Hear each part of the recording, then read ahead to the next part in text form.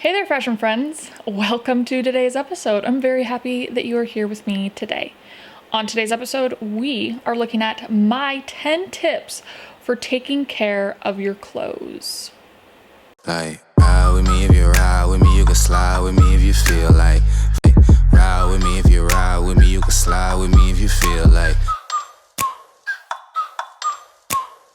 All right, I feel like this is a big episode. I get this question constantly on how I take care of my clothes. And I think it's a very understandable question because I speak to choosing things that you absolutely love, but as well as that are very high quality. And some of those things might come with a higher price tag. And for that reason, we want to make sure that we are taking good care of them, that we are getting our bang for our buck. Because when I love something, I want to make sure that it's going to last. I want to make sure that it's going to withstand the longest time possible. That is what I'm hoping my tips will help you with, is to not only know and have that confidence to take care of your clothes over a long period of time, but also to give you that confidence to actually wear your clothes, to actually live life in your clothes. So hopefully these tips can help you with that. So what I will say is that these tips come from me and my experiences and maybe some tips that I've learned from other people along the way that I've then implemented into my own life and have really worked for me, or just things that I had discovered being a visual manager and trying to always think of how we can maintain the quality of the clothing. Maybe some of these don't work for you or haven't worked for other people, but this is just based off of my experience over my lifespan, I guess. So yeah, there we go. Como son?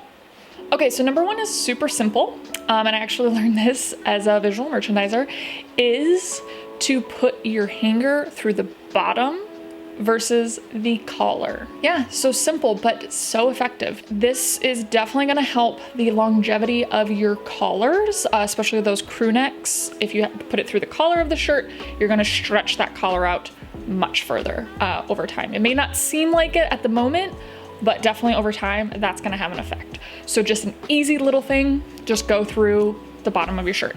It does take some time getting used to it. Once you get used to it, it's actually crazy how much quicker you can hang stuff. So number two is steaming rather than ironing. So I'm sure there's some people out there that don't agree with this, but for me, I definitely prefer a steamer over an iron for a myriad of reasons. One, just being that it's 10 times easier than an iron, because with an iron, you have to set up the iron and you have to set up an ironing board.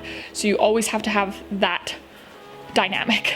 Whereas a steamer, you just have the steamer, put some water in it, let it get going, and you can be anywhere, preferably somewhere you can hang a garment. It's a lot easier to steam when you can hang it and have both hands. But as well as that, the steamer kills bacteria. So it's a brilliant little trick for those pieces that are dry clean only to give them a refresh, because that steam is going to kill the bacteria, therefore refreshing the garment of its odors, of bacteria, anything like that. For me also, I think it's just way more efficient. I can steam a garment way quicker than I can iron a garment. As well as that, with an iron, you have to be super meticulous, super careful. On top of all of that, there's less chances of you ruining your clothes. So as we all have probably experienced, those moments of ruining our clothes. Maybe it's forgetting and leaving your iron on a piece of clothing too long and it completely burns it. Maybe it's that you make the iron too hot for the type of material that it is, melts it or does something crazy. Maybe it just discolors it. Whatever it may be, I've definitely had so many experiences where I've made little mistakes or have ruined things with an iron. With a steamer, I don't think I've ever ruined a piece of clothing because of a steamer. Number three is stains. Respond immediately. If you wait too long and you let the stain set, it's gonna be a nightmare. Whereas if you get to it right away, you will have a greater chance of actually lifting that stain and getting rid of that stain. So the thing I always do, no matter where I am, as soon as I get a stain, I flush it with water, with just straight up water. If you get a stain with wine, a tip that I actually learned years ago, if you spill wine, you needing to respond immediately while the wine is still at the surface before it's ever settled in. So you basically drown it in water, like drown it in water. And then you take a good absorbing towel and you press that water. It will ultimately then just lift that wine right out. So I've tried this with carpet. I've tried it with couches. I've tried it with my clothes. Clearly I've got a clumsy issue with wine. Without fail, every time. But like I said, you have to respond immediately. Like, spill, don't even think, go get water and just drown it. So with that, with just even a normal stain as well, dab it with a towel, but never rub. All you're doing when you're rubbing is rubbing it further into the clothes. So yes, with stains, water and a good absorbing towel, your best friend for sure. Then another tip that I came across over the years is if you get a grease stain or an oil stain, what you actually want to use for that is a really good dish soap. So one that's like kind of an old school one that has like the grease fighting ingredients in it. So I use like a clean sort of dish soap now. I use Dr. Bronner's for everything in our house. I use it for dish soap, hand soap. The thing I will say about Dr. Bronner's is it's not like the old school, like industrial type grease fighting type of stuff, which is fine for the most part. But I would say it's definitely not as effective when it comes to stains. So I do always still keep like an old school like Dawn or something dish soap just for those grease and oil stains, because it is absolutely magical how well it gets rid of those grease and oil stains. Again, this is something that you want to do right away. You don't want to wait. But saying that, I've actually had it one time where I didn't realize I had an oil stain on a shirt, and so it fully set, and I ended up doing the dish soap trick, and I just let it sit for a really long time, and it did actually get rid of that stain. But I would say, again, for the most part, just to be safe, it's always best to try to get to it, to try to respond to it before, sooner rather than later. Okay, number 4 is avoid the washing machine. So every time you're washing your clothes, you're basically washing away or pulling out those fibers. You're taking away fibers from the material, from the clothing. And what that's going to do is thin out the materials and ultimately make the pieces wear a lot quicker. I think people have definitely gotten washer happy these days. Like, you think about back in the day, people did not wash their clothes as often as we do, and they were getting their clothes a lot dirtier. It was just a sort of different standard back then. I think people nowadays are just like, we're on another level, which is fine. But I think there is a, I don't think we need to go back to the, olden days, but I do think we could find like some sort of balance, in there. So obviously it's easy to say avoid the washing machine, but it's a lot harder to like know how to do that. So here are a few tips on doing that.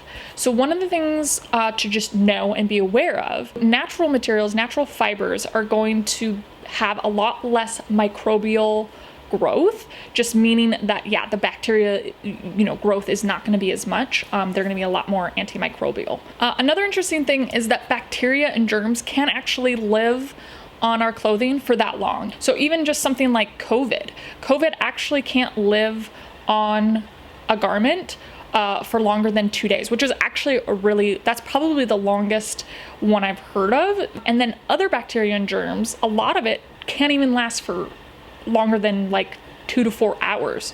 So ultimately, for the most part, on average, if you're putting stuff back at the end of the day and come back to it in the morning, basically by the time morning comes, your clothes are kind of on a reset. They're kind of, revived of their bacteria or germs. Now, obviously, don't quote me too literally, because obviously things are, everything's a little bit different, but it is a good kind of thing to keep in mind that germs and bacteria don't actually live that long on our clothes. So speaking of the things that like you're wearing to work out or heavily sweating in, obviously it's going to be a little bit different. But the things that are created for this purpose, so whether it be, workout gear, yoga gear, hiking gear, they're ultimately made to be moisture wicking, breathable, and antimicrobial. They're already kind of working for you in that way. So my suggestion is, unless you're absolutely saturating something in sweat, you don't need to be washing those type of pieces every single time you wear them. So for me, I do really light workouts. I rarely like saturate my clothes. So I will wear them at least 3 times before I wash them. In the end, yes, avoiding the washer will definitely increase the longevity of your pieces. Okay, so with that, we'll go into some more stuff on how to help you avoid that washing machine. Number 5 is make fabric spray your best friend. So I used to hate fabric spray. I avoided fabric spray for a really, really long time. I think because Febreze was so big for so long, and Febreze absolutely gives me a headache and it's just disgusting. And I always feel like it leaves like some sort of filminess. It just doesn't feel the same. It almost kind of feels clammy afterwards. It doesn't feel fresh, in my opinion anyways. So it took me a long time to find a fabric spray that I actually preferred, because I definitely wanted something to help maintain the freshness of my clothing and my upholstery in the house, my rugs. But I wanted something. My sister's calling me. So it took me a really long time to find something that smells really good, but isn't super overwhelming and overpowering, that isn't like a gagging stench. You know what I'm talking about? That's gonna properly eliminate the odors and refresh the fabrics, but also having non-toxic ingredients. So yeah, this was definitely a mission. But this last year, I finally found it, and that is Grow Fragrance. Oh yes, I found it on Amazon. It is the most magical fabric spray I've ever found. I have put this thing through its paces, had a pair of jeans that absolutely reeked of bonfire, but didn't want to wash them because I had just washed them. And so I just sprayed the jeans with the spray, set them aside, let them hang dry for a few hours, came back, and there was no hint of bonfire smell or residue feel or clamminess to the pants. It just had this lovely sort of hint of the orange citrus scent, and completely just refreshed the jeans, which is exactly what I wanted. Okay, number 6 is air dry when you can. Again, better for your clothes and better for the environment. The dryer is probably one of the hardest things on our clothes, because yeah, that heat, you think about like our hair, like the damage our hair gets from a blow dryer, our clothes are going through that even more. Not only is it going to help with the wear of garments, but it's also going to help maintain the shape of your garments. When you can air dry your clothes outside, I feel like it's just, I don't know if it's just in my head, but I feel like it makes the clothes just that much better and fresher when they are hung dry outside in the fresh air. So there's that. So if you've got stuff like sweaters that are a little bit more delicate, I would always say lay them flat. Things like t-shirts or shirts or things like that can kind of hold onto their structure pretty easily. You can just hang dry them, sweatshirts and that kind of stuff, jeans. Number 7, to hang or not to hang. To be honest, you can actually get away with hanging pretty much everything. I would say I definitely go the route of folding my sweaters versus hanging them, just for the fact it makes me feel better, and also just it works with my space better to have those folded versus hung. I do think if you are going to hang sweaters, that you should have a thicker or padded hanger to kind of help with the weight of the sweater, because I feel like if you don't do that, sometimes it can warp the shoulders, warp those seams and stuff. If you don't have like a thicker or padded hanger, distributes the weight a little bit better, because that's ultimately what's happening with sweaters is if they have a looser weave and are heavy, they're going to pull down on those seams. One of the little tricks I've also done before is if it's like a cardigan or something like that, I then take the bottom hem of the sweater and then I loop it back up and hang that on the like bottom bar of the hanger to basically alleviate the weight that is going to be happening on the shoulders. And then for t-shirts, I know a lot of people are against hanging t-shirts, but to be honest, hanging t-shirts is not a big deal. As long as you're basically wearing them on a regular basis, it's not really going to affect them too much because they're not heavy enough to really pull on to stretch out the weave or stretch out the seams. Again, the thing you need to be mindful with t-shirts is just how you're putting the hanger through, making sure you're putting it through the bottom versus the top. I think blazers and jackets, yes, definitely want to hang those. But what I will say with those is you want to make sure that you have the correct fitting hanger. So just meaning like using a t-shirt hanger for a blazer is not always the best choice, because what then happens is, again, it pulls at that tailoring, pulls at that those seams, and you might lose a bit of that shape in the shoulders of a blazer. So I always suggest using a wider hanger for the blazers, jackets, coats, and those kind of things. Number 8 is maintain white fabrics. I was always waiting until my white clothes would get dingy, and then I would use those little eco-friendly brightening pods to try to brighten or refresh the white color. But what my sister told me is that you're actually supposed to use those little brightening pods the whole time. So you should be using those from when you first get them, and they're those beautiful white, vibrant color. You should, when you wash those pieces, use those brightening pods. Become so much more confident in having white clothes for that very reason. So great little tip there. Okay, number 9 is don't be scared of your clothes. I think one of the biggest things people worry about is ruining their clothes, of course, especially if they're nice quality pieces that they spent a good amount of money on. They're a little bit scared of wearing clothes, and I definitely can relate. I've definitely been there where I've had these really nice pieces and just never wear them unless it's like a special occasion or event or whatever it is, and miss out on wearing them on a regular basis. I don't know what it was, but I basically just kind of decided, no, like what's the point in having all these really nice clothes if I'm not gonna actually wear them in my day-to-day life?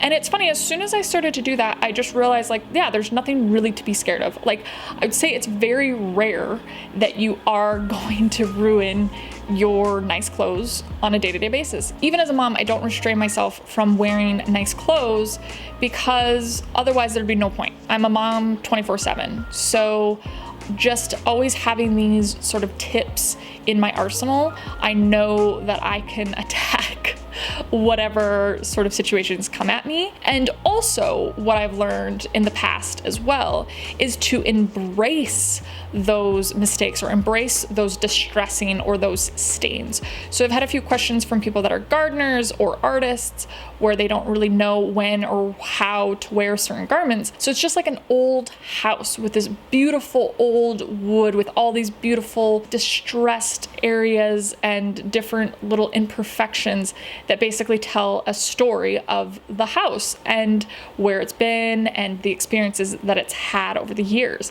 I think that clothes can be that same sort of thing. So I think somebody that's a gardener or an artist or a mom, whatever it is, just wear your clothes and sort of embrace the distress, embrace the imperfections, because what you will end up with is a beautiful patina on those clothes that sort of tell a story. Ultimately though, just don't be scared to wear your clothes. You can either fix it, you can maintain it, or you can just embrace the imperfections. So there we go. Okay, and so bonus tip number 10 is for all of my mamas out there, and even just for anybody. But I get questions from a lot of moms of like, how do you maintain nice clothing when you're a mom, or live in nice clothing when you're a mom? And I fully understand, because I'm a mom of a 4-year-old boy who is absolutely nuts in a good way, in a beautiful way. And and he's like a little mad scientist and a little crazy artist, and so he's always working on like some sort of an experiment or some sort of art project. So I absolutely love that. The main tip is being proactive instead of reactive. So just meaning that anything that I'm getting for him, like if it's paints or craft materials or anything like that, it's always things that are washable. So things that are, if you get some paint on your clothes, you can easily wash it. It's not a big deal. And using organic materials that, you know, are easily washable as well. If it's like cooking, if you're somebody that cooks, having an apron, just always having an apron.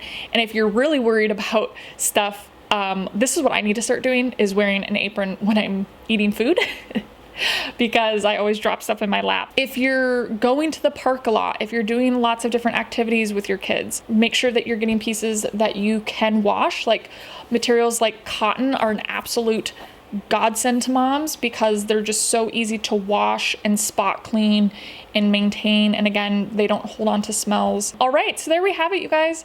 Those are my 10 tips on how to take care of your clothes.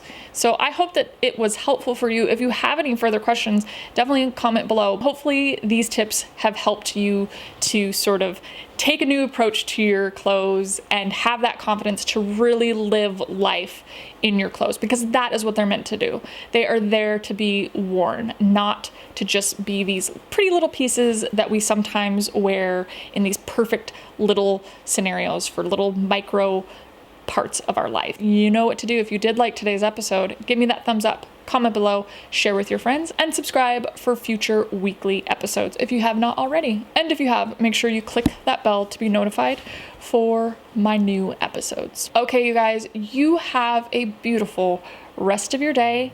Stay healthy, stay safe, love, and support each other.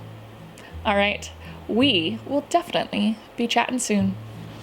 Bye.